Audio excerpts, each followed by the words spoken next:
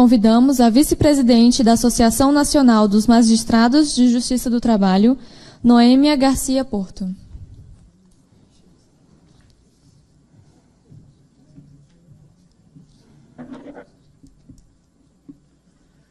Bem, uma boa noite a todos e a todas.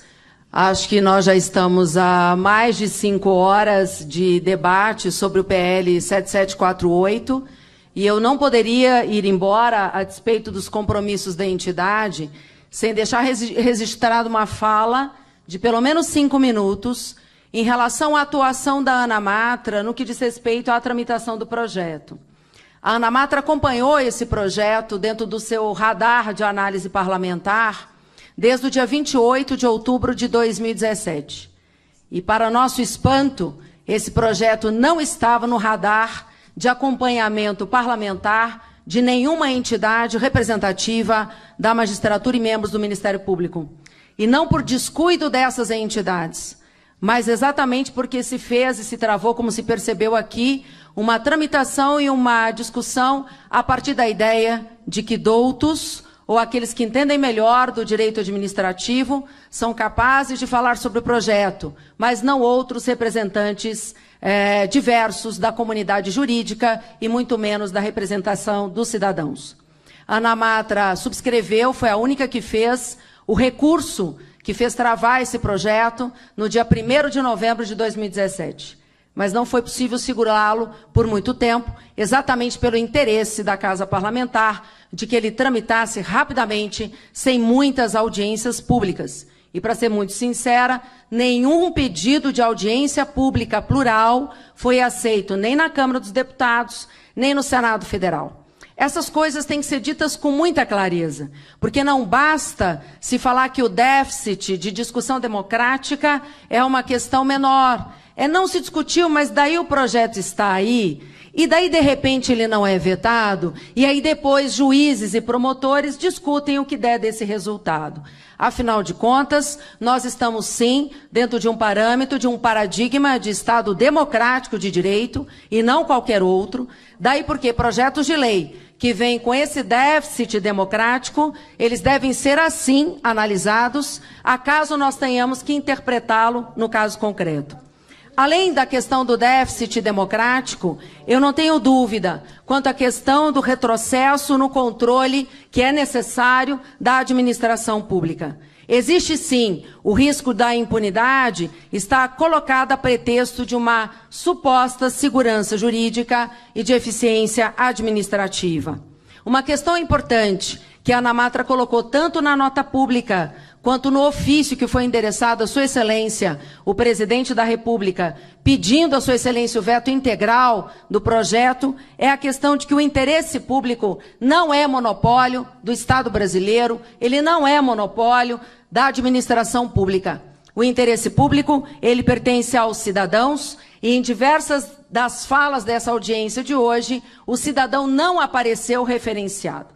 E o cidadão tem direito a uma administração pública proba, eficiente, controlada administrativamente e uma administração pública que não adote, como se adotou nesse PL, a ideia de que os fins justificam os meios. Uma vez que está feito pela administração pública, então a gente deixa como está feito, porque é muito pior do que desfazê-lo.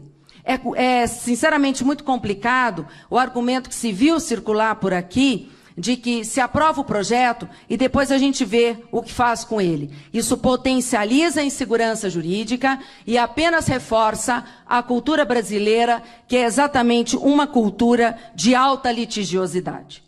E partindo exatamente para a questão do projeto, naquilo que interessa à magistratura, aqui falo, evidentemente, representando os 4.200 magistrados do trabalho, mas alerto que esse ofício com esse conteúdo recebeu a adesão da AJUF, a Associação dos Juízes Federais, da CONAMP, da NPR, da NPT e do SINAIT, como, aliás, foi referido no início desse diálogo pelo presidente dessa Casa do Tribunal de Contas da União.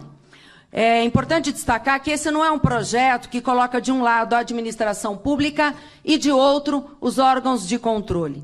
Na verdade, os envolvidos nesse processo político de debate, que foram invisibilizados, também considera os cidadãos, os magistrados e os próprios membros do Ministério Público. Consta no relatório do projeto uma questão bem importante, diz assim, que o objetivo seria de se conferir segurança jurídica e eficiência na criação e aplicação do direito público. Ao contrário desta, que é a proposta que apareceu no relatório do Senado, na época da discussão da constitucionalidade, esse projeto trabalha com ideias como interesses gerais, segurança jurídica de interesse geral e interesses gerais da época, seja lá o que isso seja. E convenhamos que essas expressões conseguem ser mais abertas e muito mais problemáticas do que a ideia principiológica contida no controle da legalidade administrativa, que pode sim ser um princípio aberto, mas é um princípio sobre o qual controladores, judiciário e membros do Ministério Público já acumulam experiência suficiente para saber o que é legalidade e o que é ilegalidade no plano da administração pública. Nesse sentido, o artigo 20 é extremamente problemático exatamente porque ele afeta a independência da magistratura, que é primado fundamental da Constituição da República. O artigo 22, a propósito, na mesma linha, cria uma modalidade de interpretação casuística, arbitrária, ao exigir consideração sobre os obstáculos e as dificuldades reais do gestor. Que dificuldades reais seriam essas? O dispositivo autoriza, em tese, uma lógica de que os fins justificam os meios, a qual é incompatível com a administração pública, ou pelo menos com o tipo de administração pública que o Constituinte de 1988 prometeu à sociedade brasileira. Nesse mesmo sentido, o artigo 24, eu poderia apontar vários, vou apontar apenas aqueles que são considerados muito graves, num nível de gradação. O artigo 24 também fala de uma revisão quanto à validade do ato, que levará em conta as orientações gerais da época. Inaugura uma categoria, convenhamos, não jurídica, mas uma categoria inédita, denominada de orientações gerais. Tenta até especificar essas orientações gerais no parágrafo único. No entanto, essa especificação do conceito torna a categoria mais aberta ainda do que a leitura textual sugere. Considerando o primado da legalidade administrativa, que é cláusula pétrea na Constituição da República, enquanto princípio constitucional vinculante do próprio artigo 37, essa modalidade teria que encontrar respaldo em texto de lei, em sentido formal e em sentido material.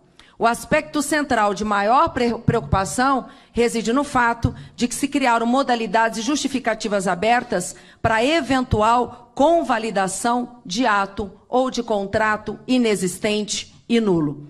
Não há retórica que a gente possa construir que seja capaz de esconder essa que é uma realidade gritante na própria leitura da norma. O artigo 25, várias vezes referenciado aqui, fala dessa ação declaratória. E o mais impressionante dessa ação declaratória é que ela seria de competência do Poder Judiciário. Mas o dispositivo diz que a declaração de validade pode alcançar a adequação e a economicidade de preços ou valores previstos no ato, contrato ou ajuste. Ocorre que essas questões são próprias da competência dos tribunais de contas e, sinceramente, é assim que devem permanecer, cujo retrocesso de enfraquecimento não interessa e não pode interessar, sobretudo, à cidadania brasileira. Gostaria de me encaminhar para o final, ciente do cansaço de todos, mas a permanência de vários aqui exatamente demonstra a necessidade de se olhar para esse projeto como ele deve ser visto. Ele deve ser visto com a sensação que eu fiquei durante todo o debate, mais de 5 horas, de que nós temos muitos problemas relacionados à administração pública brasileira. Não podemos negá-lo. Existem vários problemas nas teorias da da administração pública. Só que a sensação que fica, a sensação clara, é que vários desses problemas legítimos foram apontados, mas eles não guardam nenhuma relação de correspondência com o PL 7748. Nós estamos falando de problemas de um lado, mas de soluções que não guardam nenhuma relação de correspondência. Por fim, comparativos com normativas de outros países são sempre interessantes. Mas elas só são produtivas se a realidade fática que foi encontrada nesses países, ela for equivalente à realidade fática brasileira. Porque se não for para essa finalidade, não há, ou eu posso até afirmar, é de utilidade duvidosa a comparação da realidade da comunidade europeia com os índices de corrupção que podem ser lá verificados com a realidade brasileira. Muito obrigada pela atenção.